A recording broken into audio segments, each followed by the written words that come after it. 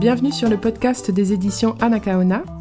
Les éditions Anacaona sont une maison d'édition spécialisée dans la littérature et les essais, écrits majoritairement par des femmes, par des brésiliennes et des afrodescendantes. Dans ce podcast, nous parlerons donc de pensée décoloniale, de Brésil, de féminisme et d'antiracisme. Et j'en profiterai pour lire des extraits des livres. Bonne écoute!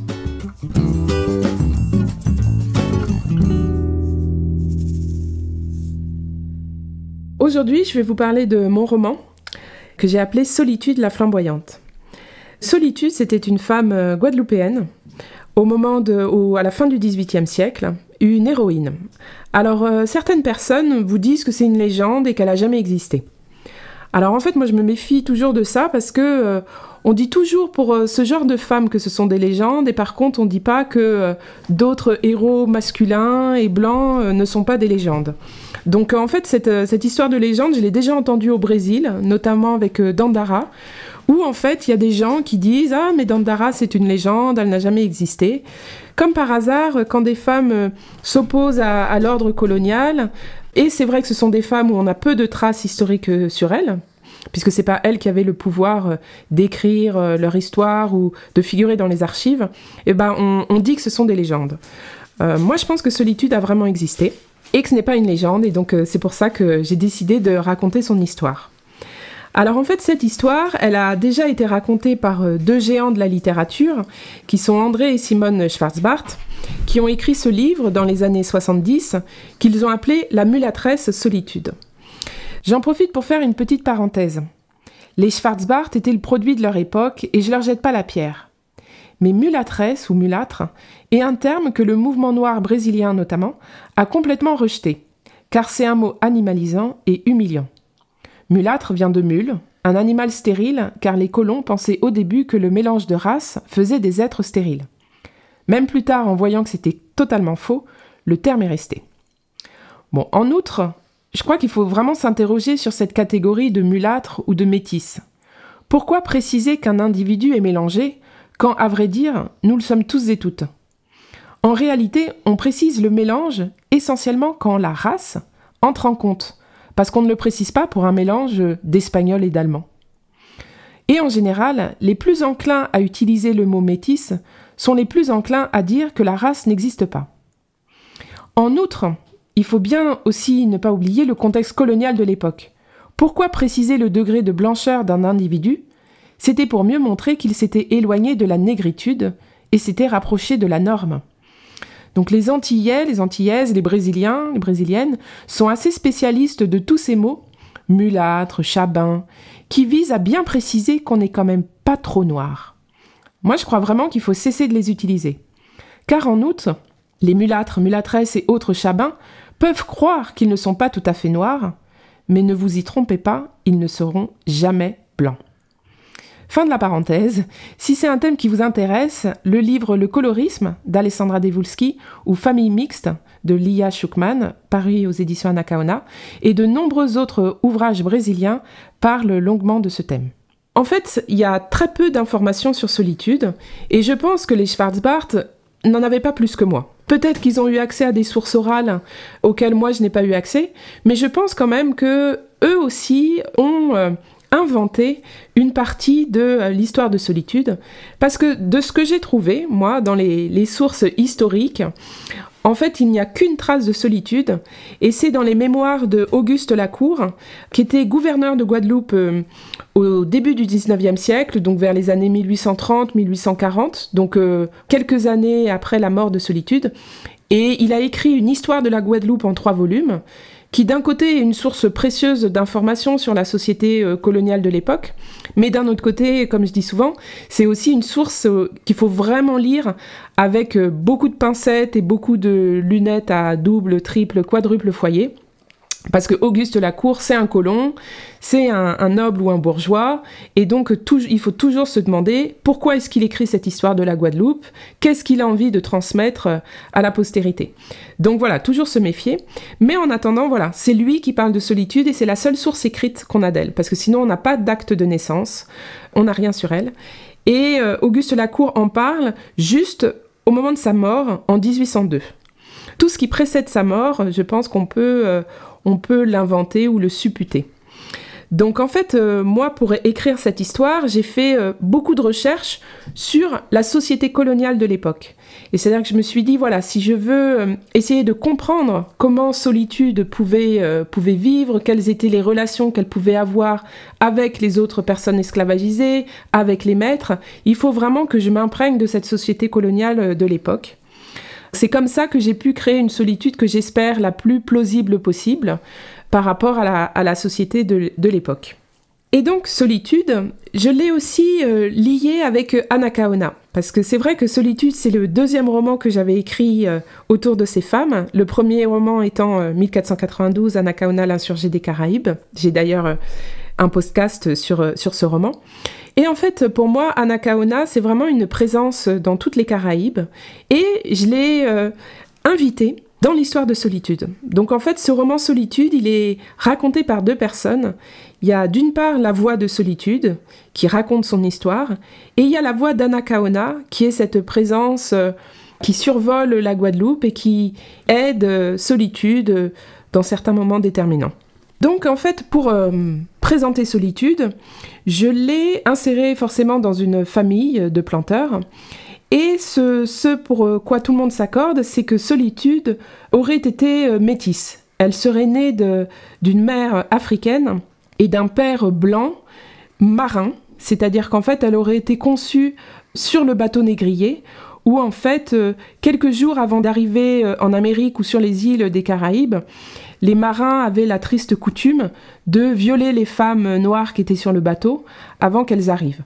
Donc la mère de Solitude aurait été violée à ce moment-là, et donc Solitude serait l'enfant de ce viol, et donc elle aurait la peau claire. Elle serait, parce qu'elle a la peau claire, relativement favorisée, parce qu'il faut bien savoir que dans les Caraïbes de l'époque et même aussi en Amérique, les colons avaient vraiment stratifié la société en fonction de la teinte de la peau. Et ceux qui étaient vraiment en bas de l'échelle sociale, c'était ce qu'on appelait les noirs de pioche, ou les noirs Congo, les noirs de cale, c'est-à-dire les noirs qui n'étaient pas mélangés. Et plus en fait vous aviez la peau claire, plus vous étiez mélangé, et plus en quelque sorte vous aviez du sang supérieur, et donc vous aviez des petits avantages. Et donc Solitude, étant métisse, étant claire de peau, elle avait cet avantage elle n'était pas obligée de travailler au champ, et elle avait la possibilité de travailler dans les maisons, dans les habitations. Sachant qu'en fait, c'est vrai que physiquement, travailler dans la maison de maître, c'était moins pénible que travailler dans les champs. Mais en revanche, vous étiez quand même soumis déjà aux assauts sexuels des maîtres, puisque vous étiez plus près d'eux. Et puis, vous étiez soumis aussi aux caprices et à la promiscuité avec les maîtresses. Mais c'était quand même malgré tout un petit privilège. Et donc Solitude, moi, je l'ai imaginée dans une habitation que j'ai appelée Belle Source, avec une famille de planteurs que j'ai appelée les Larbrel.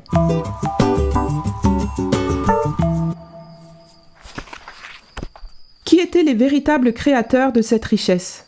Les moteurs de l'économie coloniale, les artisans de ce raffinement. Des esclaves masculins pour les 2/3, Congo, Arada, Bambara, Mandingue, Igbo, Nago et d'autres ethnies. C'étaient des esclaves, maîtres maçons, charpentiers et peintres, qui édifiaient les murs de la demeure des maîtres. C'étaient des esclaves, cuisinières, blanchisseuses, tailleurs, nourrices, qui nourrissaient les maîtres, les allaitaient, les bordaient, les habillaient, les lavaient, les câlinaient. C'étaient des esclaves, maîtres sucriers, chauffeurs, vinaigriers, raffineurs, qui transformaient la canne à sucre en or blanc. C'étaient des esclaves, nègres de pioche, qui ensemençaient les terres, coupaient la canne et la transportaient au moulin sous la supervision des cabroëtiers et des commandeurs. Edmond de Larbrel, qui pensait que sa richesse était attachée au mur de son habitation, au pieu qui délimitait la superficie de ses terres, se trompait sur toute la ligne. Le capital de l'habitation Belle Source, c'étaient ces hommes et leurs bras, ces hommes et leur savoir-faire, qu'ils se transmettaient et amélioraient au fil de leur existence, souvent courte sur Terre.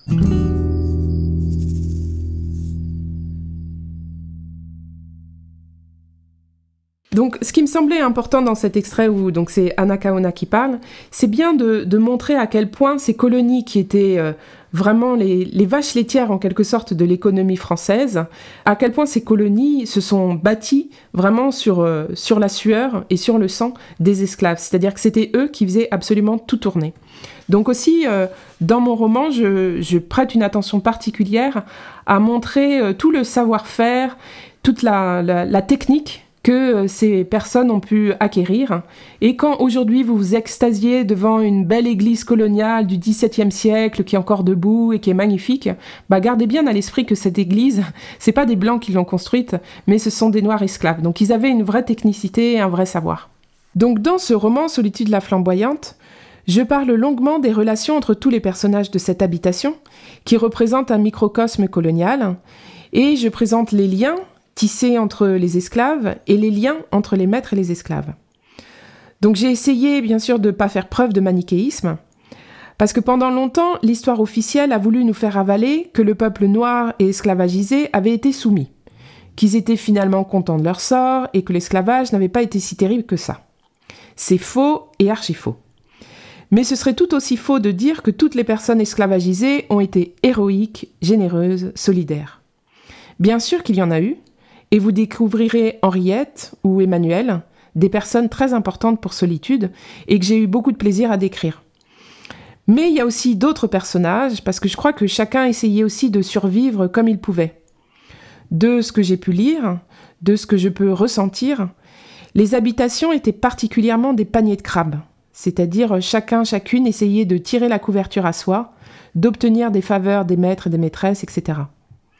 À ce propos, avez-vous déjà vu un panier de crabes ? C'est une image que reprend Solitude, qui, au début de sa vie, tout du moins, est une femme assez triste et mélancolique. Elle ne porte pas ce nom par hasard. Donc en fait, les crabes, ils se marchent dessus lorsqu'ils sentent la mort arriver. Et lorsqu'un réussit à monter un peu plus haut dans le panier, les autres crabes le tirent vers le bas. Plutôt que d'en voir un se sauver, ils préfèrent tous mourir dans la casserole. Et ensuite, pour finir sur ces relations, il faut aussi dire que tous les maîtres n'étaient pas d'une férocité absolue. Bon, soyons clairs, il n'y avait pas de bons maîtres, pour le simple fait qu'ils étaient maîtres et possédaient quelqu'un. Donc ça, c'est indéfendable par principe. Et qu'on vienne pas me dire que c'était le produit de l'époque, parce qu'à l'époque, il y avait quand même certaines personnes qui refusaient ce système, par exemple les Quakers notamment. Mais certains maîtres et maîtresses faisaient preuve d'un peu plus d'humanisme que les autres. Parce qu'on trouve trace dans les registres de maîtres qui étaient connus par exemple pour bien nourrir leurs esclaves, d'autres qui étaient connus pour bien les vêtir, etc., etc. Et on a évidemment trace des affranchissements, soit du vivant du maître, mais le plus souvent c'était à la mort du maître, ce qui montre bien les liens affectifs qui se tissaient entre eux. Et donc on a aussi trace, je répète, de maîtres qui étaient quand même d'une férocité absolue. Mais globalement, dans ces habitations, c'était vraiment des relations malsaines, car en fait, elles étaient fondées sur une emprise totale d'une catégorie de population sur une autre. Et j'ai aussi parlé de Anna Maria, qui en fait est la maîtresse d'habitation, et donc la maîtresse de Solitude. Alors que c'est vrai que son mari, le maître Edmond, est assez ignoble, elle, c'est une femme qui est assez paradoxale, et surtout qui peu à peu devient gagnée par les remords et la culpabilité. Et ça, c'est vrai que c'est une question qui me taraude beaucoup. C'est dans quelle mesure, en fait, les populations blanches, les populations de colons, dans quelle mesure elles se rendaient compte de ce qu'elles faisaient et elles fermaient les yeux. Mais au fond d'elles-mêmes, elles savaient très bien que ce qu'elles faisaient était abominable. Et je pense qu'il y a des personnes qui le savaient profondément. Et donc, comment est-ce qu'elles vivaient avec ça ? Et donc, Anna Maria, la maîtresse de Solitude, qui... En plus, donc voilà, c'est beaucoup attaché à Solitude, parce que c'est ça aussi les ambiguïtés, c'est-à-dire que forcément la cohabitation entre les esclaves et les enfants crée des liens, donc c'est-à-dire que Solitude, elle est quasiment élevée avec les enfants des maîtres, elle est demoiselle de compagnie, donc certes, elle les sert, mais en fait, voilà, ils ont des liens, ils sont presque considérés comme frères et sœurs, et Anna Maria, à plusieurs reprises, elle dit qu'elle considère presque Solitude comme sa fille. Donc bon, évidemment, Solitude reste son bien et sa propriété, mais il y a quand même des relations d'amour qui se tissent. Et c'est ça que je trouve très ambigu.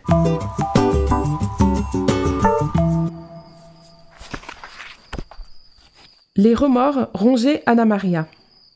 Elle participait à une gigantesque barbarie, elle en était complice, elle avait les mains sales. L'animalisation des esclaves, la justification par les textes religieux, n'était qu'une farce au service de l'argent roi. Edmond l'avait dit avec ce cynisme qui la révoltait. Il fallait des travailleurs pour produire du sucre, alors on avait inventé la morale nécessaire au bon fonctionnement de l'économie. Mais Anna Maria se sentait sans force pour s'opposer à son mari et à la société coloniale. Idéalement, bien sûr qu'elle voulait une société sans esclaves, mais elle n'arrivait pas à l'imaginer. S'ils se mettaient à payer leur domesticité et les travailleurs des champs, leur resterait-il seulement de quoi vivre ? Anna Maria n'avait personne avec qui en parler vraiment, à part ses amis de Paris et de façon purement spéculative. Elle garda ses sentiments pour elle et prit l'habitude d'aller pleurer, seule, dans la petite chapelle de l'habitation. Les yeux rivés sur le crucifix, elle se tordait les mains. « Pardon, pardon !» Ce n'était pas sa faute, elle ne pouvait pas changer seule la société. « Pardon !» La culpabilité de notre jolie maîtresse ne servait pas à grand-chose. Heureusement que d'autres, plutôt que de se morfondre, agissaient concrètement. Dans cet extrait, on voit donc Anna Maria en plein tourment, aux prises avec sa conscience. Elle est engluée dans une sorte de toile d'araignée immorale dont elle n'arrive pas à sortir. Donc aujourd'hui, avec les outils intellectuels que m'ont fourni la pensée antiraciste, je suis d'ailleurs capable de dire, en fait, Anna Maria n'arrive pas à en sortir car elle n'est pas prête à lâcher son privilège blanc et bourgeois. Ne plus avoir d'esclaves signifierait devoir travailler, réduire son train de vie, ce qui est impensable pour elle. Mais en conséquence, les remords la taraudent. Et donc ensuite, peu à peu, Solitude, qui à l'époque ne s'appelle pas encore Solitude, elle va grandir et surtout elle va faire des rencontres déterminantes. Ce qui me semblait important de montrer en fait le cheminement aussi personnel et psychologique que peuvent avoir les gens, c'est-à-dire que souvent on rencontre quelqu'un et c'est vraiment un carrefour et c'est à partir de là où la trajectoire peut changer. Et donc il va y avoir plusieurs personnes importantes dans sa vie. Elle va rencontrer un médecin noir, donc ça va vraiment beaucoup l'impressionner. Elle va donc forcément côtoyer ce qu'on appelle les libres de couleur, c'est-à-dire cette petite classe de noirs affranchis qui étaient donc souvent relativement bourgeois, souvent mulâtres, souvent métis. Et donc ces gens-là aussi luttent pour la liberté. Et elle va rencontrer Henriette, qui est une esclave des champs, une vieille femme, et qui va vraiment la réconcilier un petit peu avec son passé africain, avec sa culture. La religion est indispensable pour trouver du sens à ce qui n'en a pas. Perdue dans l'habitation, j'avais cru aveuglement en Jésus-Christ, en la Vierge Marie, aux apôtres. J'avais accepté, littéralement, les paroles de la Bible. Esclaves, obéissez à vos maîtres, avec crainte et tremblement. La spiritualité à laquelle m'initia Henriette me donna une force décuplée pour lutter et survivre. L'orpheline solitaire que j'étais trouva une famille, ce que l'Église ne m'avait jamais donné. Je trouvai une mère de substitution, une Yaloricha, en la personne d'Henriette. Yaya généreuse, solide, accueillante, sage. J'avais des parrains, des marraines. J'avais trouvé une communauté pour reconstruire mon identité, pour être un peu moins seule sur Terre. Le soir, lorsque l'habitation dormait, je discutais longuement avec Henriette ou l'accompagnais aux cérémonies le cœur joyeux, extatique devant cette vie culturelle insoupçonnée. Les diverses nations africaines que nous représentions tous disparaissaient ces soirs-là au profit d'une nation africaine mythifiée qui n'existait qu'hors de l'Afrique, dans les Amériques. Une nation africaine figée dans le passé, mais résistant au présent barbare. C'était bon de résister à la sauvagerie du présent et du futur et de s'accrocher à ce passé où nous étions encore des femmes et où ils étaient des hommes. Nos cérémonies étaient un petit bout d'Afrique transplantée. C'était l'Afrique qui renaissait sur la terre américaine. La culture de l'Africain, en sommeil pendant la semaine, assujetti pendant la semaine, explosait de vie pendant ses veillées. Le contact avec Yemoja et l'appartenance et la solidarité d'une communauté me guérirent peu à peu des blessures de la plantation. Je je me souviens que c'était Rodney Williams, l'auteur de l'appropriation culturelle, puisque lui est Babalorisha, c'est-à-dire justement dignitaire de la religion afro-brésilienne. Il en parle à chaque fois. En fait, lui, il dit le candomblé, ou en tout cas les religions afrodescendantes dans les Amériques, c'est ce qui a permis au peuple noir et au peuple esclavagisé de survivre. Et je pense que c'est vraiment intéressant aussi de s'intéresser à ces questions-là, c'est-à-dire que comment est-ce que ces esclaves arrivaient à prier leur Dieu en cachette, puisque évidemment c'était strictement interdit.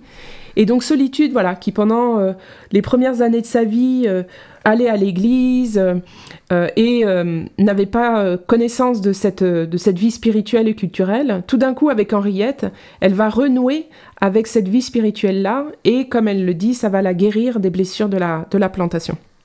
Peu à peu, on se rapproche de la période de 1789, où en fait, il faut bien voir que c'était un grand bouillonnement d'idées.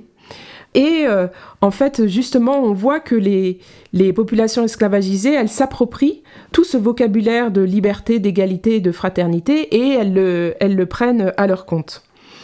Et donc, on voit aussi peu à peu tout un réseau de marronnage qui se met en place, avec notamment Henriette, qui est vraiment très importante dans ce réseau. Et on voit bien, en fait, que les esclaves, en fait, ils profitent de toutes les brèches dans le système pour faire passer des messages, circuler, se faire passer les journaux. Ça me paraissait important aussi de montrer à quel point les populations esclavagisées ont pu vraiment être actives dans cette abolition qui peu à peu se précisait.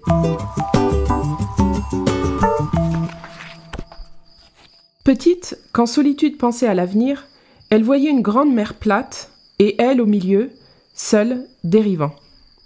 Sa stratégie avait toujours été de se laisser porter sans faire de vagues. Aujourd'hui est pareil à hier et sera pareil à demain. Telle était la vie, croyait-elle. Solitude avait grandi seule, sans attache pouvant la relier à une communauté de femmes ou d'hommes, flottant dans le monde des Blancs sans y appartenir et s'écartant du monde des Noirs. Elle n'allait jamais aux fêtes, ne comprenait pas le langage du gros cas, ne connaissait pas les légendes et les histoires de son peuple. Aimer n'appartenait à personne. Elle était déjà Solitude sans le savoir. Puis, l'année 1789 explosa comme un feu d'artifice. En France, les sans-culottes renversaient le pouvoir. À Gorée, à Saint-Louis et dans d'autres comptoirs négriers, les captifs africains se révoltaient. À Saint-Domingue et en Guadeloupe, les esclaves s'appropriaient la notion de liberté. L'univers entier semblait s'unir contre l'oppression. La nouvelle de la Révolution de juillet 1789 et de la convocation des États généraux arriva dès le mois d'août aux Antilles françaises, relayée dès la sortie du bateau. Ô liberté, ô égalité, elle était sur toutes les lèvres, dans tous les esprits. 1789 fut une année déterminante pour Solitude, une année où tout s'accéléra, une année de rencontres fondamentales, une année où soudain ses yeux s'ouvrirent. Enfin, me diras-tu. Liberté, égalité, fraternité. Comme Solitude aimait ces mots qui, en France aussi, résonnaient dans le cœur de millions de sans-culottes. Donc la Révolution française arrive. Bien sûr, il faut aussi voir que quand à Paris on proclame « tous les hommes sont libres et égaux en droit », c'est pas tous les hommes, parce que dans les colonies des Antilles, l'esclavage continue. Donc il faut quand même bien voir l'hypocrisie de cette révolution. Et je trouve qu'à l'école, on nous l'apprend pas assez.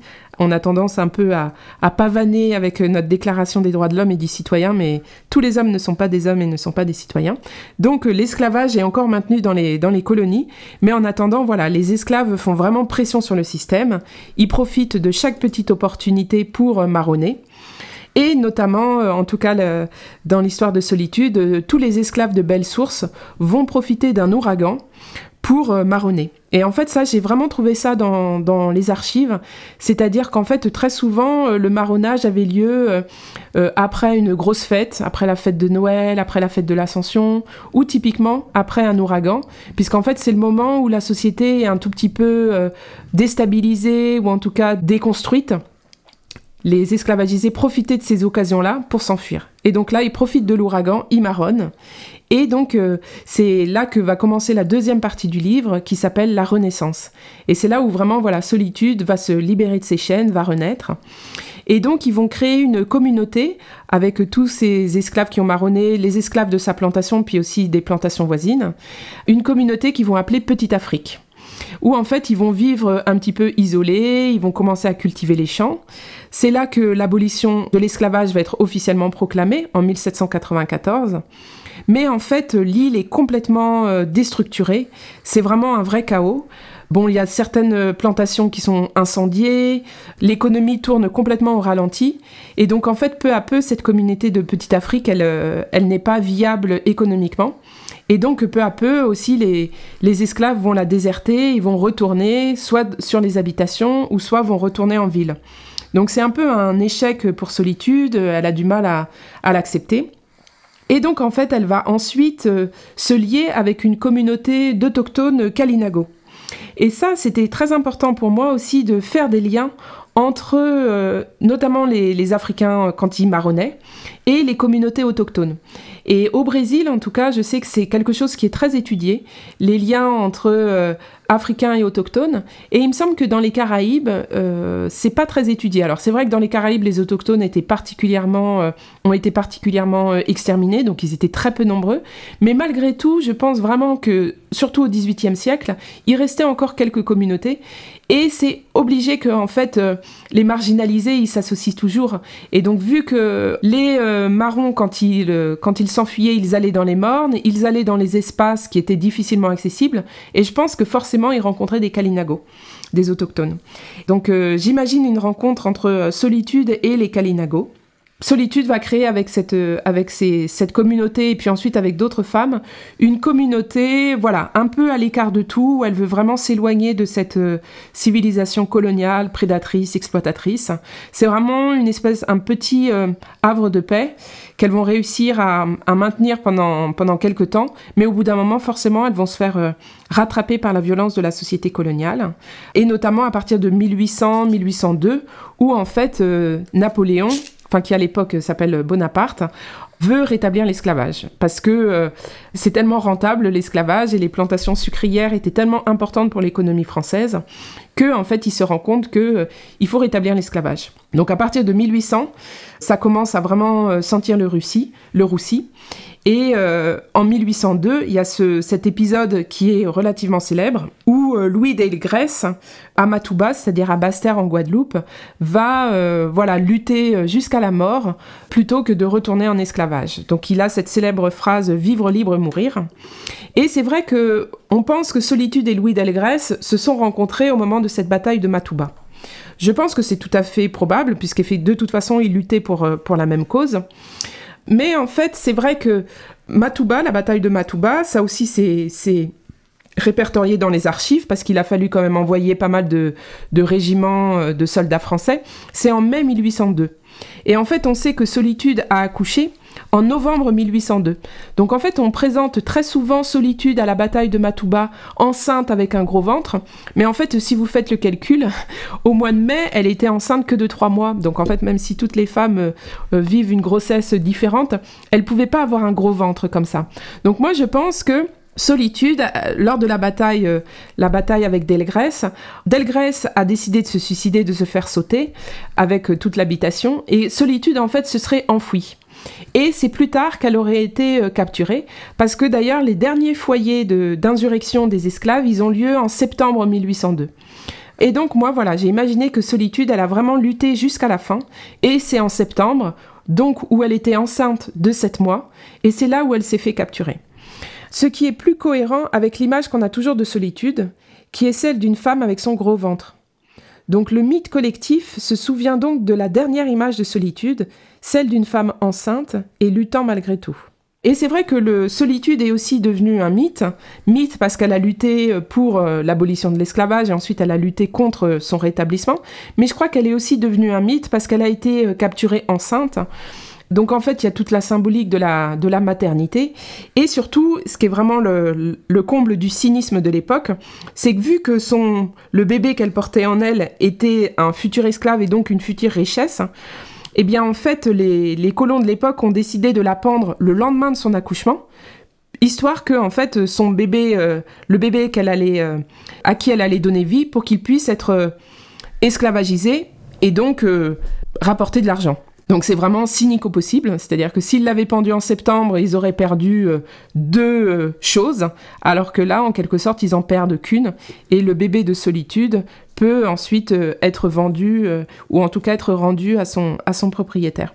Donc je pense que ça a aussi contribué à son mythe, le mythe de la maternité de solitude.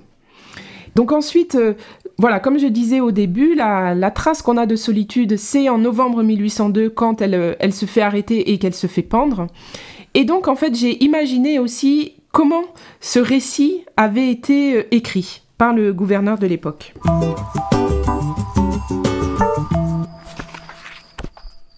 Le capitaine général s'empressa d'écrire au ministre en ces termes.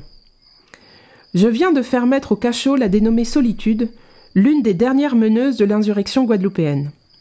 Cette esclave rebelle, propriété du baron de l'Arbrel, un planteur respectable issu d'une vieille famille de l'île, sera pendue dès qu'elle aura mis bas.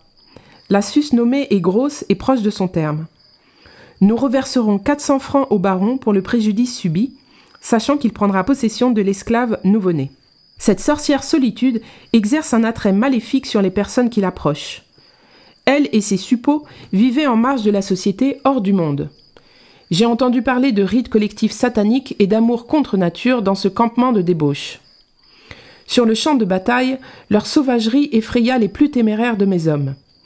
Noirs d'Afrique, nègres marrons, indiens rebelles, tout ce que l'île comptait de pire semblait s'être donné rendez-vous là-bas. Les soldats affectés à leur capture et menés par Magloire Pélage, un noir en qui j'ai pourtant grande confiance, ont été si choqués par les horreurs qu'ils ont vues que les pauvres ne seront plus jamais les mêmes. J'ai pleine confiance néanmoins que la mort de la dite Solitude sonnera le glas de la résistance de l'île de la Guadeloupe, qui sera alors entièrement unifiée aux ordres et au service de notre chère patrie. Respectueusement, capitaine général Lacrosse. Lacrosse relut sa lettre, satisfait. De ce qu'il avait compris des propos décousus des soldats, il n'y avait pas eu d'affrontement et les marrons s'étaient rendus sans combattre.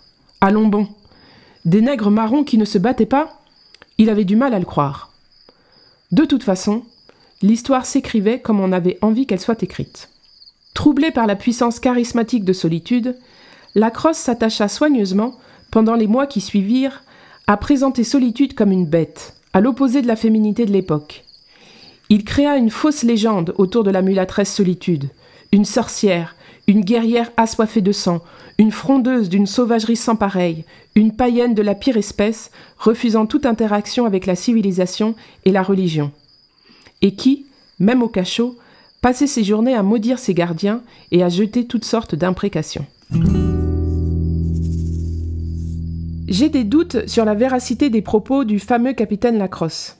Tout d'abord, comme je le disais au début, qui est-il ? Un envoyé de la France qui a intérêt à ce que la Guadeloupe ne soit plus cette terre brûlée.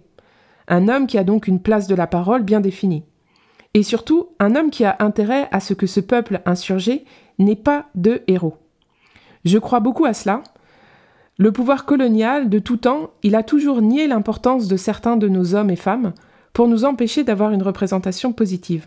Donc je crois que cette légende autour de Solitude, une guerrière assoiffée de sang, le couteau entre les dents ou presque, et enceinte, c'est vraiment une opposition frontale à l'époque où la féminité, c'était que douceur et maternité. Et donc présenter Solitude ainsi, c'était lui nier toute féminité, ce qui est totalement en accord avec le projet esclavagiste, puisque les femmes noires étaient considérées comme des bêtes de somme, à l'égal des hommes ou presque, et elles pouvaient travailler dans les champs comme des brutes, quand les femmes blanches devaient rester confinées à l'intérieur, comme des petites poupées. Donc je nie pas que Solitude ait peut-être été une guerrière téméraire, ce qui serait tout à fait honorable, mais elle n'était peut-être pas aussi sauvage que ce qu'on en a dit, ce qui serait tout aussi honorable. Voilà, j'espère que vous ne regarderez plus la Révolution française de la même façon, et que vous verrez le rôle que les colonies des Antilles ont eu, ce qui est encore trop souvent oublié. J'espère également que vous ne regarderez plus le système plantationnaire et esclavagiste de la même façon. J'espère que vous découvrirez toute l'agentivité des personnes esclavagisées, toutes les stratégies qu'elles ont utilisées pour tenter de vivre dans ce système inhumain, voire tenter de faire exploser ce système. Ah tiens, pour terminer, un peu de terminologie. Vous m'avez entendu tout au long de l'épisode dire ce mot « esclavagisé ». Donc c'est le mouvement noir brésilien, là encore, qui a fait pression sur la société civile pour arrêter d'utiliser ce mot « esclave ». Parce que « esclave », ça donne l'impression que c'est un statut fixe. Un homme, une femme, un enfant, un esclave. Dire « esclavagisé », c'est bien d'insister sur le fait que cet homme ou cette femme ont été réduits en esclavage, ils ont été esclavagisés. Cela pointe du doigt la responsabilité d'une tierce personne, la responsabilité de la société qui a esclavagisé des millions d'hommes et de femmes qui n'étaient pas, par nature, esclaves. Que vous connaissiez déjà Solitude ou pas, j'espère vous avoir donné envie de lire ce roman, Solitude, la flamboyante.